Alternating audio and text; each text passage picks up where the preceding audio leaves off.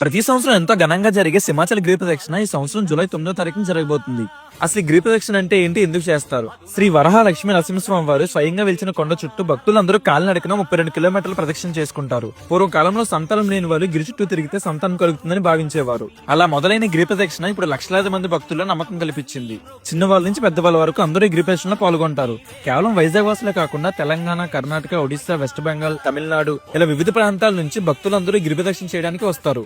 ఈ సింహగిరి చుట్టూ ఒకసారి తిరిగితే భూ ప్రదక్షిణతో సమానం అంటూ పెద్దలు అంటూ ఉంటారు. విచిత్రం ఏంటంటే వైజాగ్ లో సంవత్సరం మొత్తం వర్షాలు లేకపోయినా ఒక్కరోజు మాత్రం వర్షం పడుతుంది. అదే రోజున పూలరథంలో స్వామివారిని అలంకరించి గిరి చుట్టూ ఊరేగిస్తారు. ఆ రథం కూడా భక్తులతో పాటు గిరి ప్రదక్షిణ చేస్తుంది. ఈ గిరి ప్రదక్షిణ ఎక్కడి నుంచి స్టార్ట్ అవుతుంది? భక్తులందరూ తొలిపవలసిన దగ్గర కొబ్బరికాయ కొట్టి అక్కడి నుండి Adivaram, Hanumanthavaka, Visalakshi Nagar, Appughar, Seethammadhara, port stadium, Madhavadhara, NAD junction, Gopalapatnam, Prahladapuram మీదుగా తిరిగి తొలిపవంచం చేరుకొని అప్పుడు కొండ మీదకి ఎక్కి స్వామివారిని దర్శించుకుంటారు. మన దేశంలో అరుణాచల్ గిరి ప్రదక్షిణ తర్వాత అంత ప్రాముఖ్యత గల గిరి ప్రదక్షిణ ఏదైనా ఉందంటే అది మన సింహాచలం గిరి ప్రదక్షిణ అని చెప్పుకోవాలి. 2024లో జరిగిన గిరి ప్రదక్షిణకి ఊహించిన విధంగా 10 లక్షలకు పైగా భక్తులు తరలి వచ్చారు. ఈ సంవత్సరం ఎంతమంది వస్తారో చూడాలి. సో ఇప్పుడే useful information me friends and ఫ్యామిలీకి షేర్ చేయండి. And for more spiritual updates do follow hey Vizag.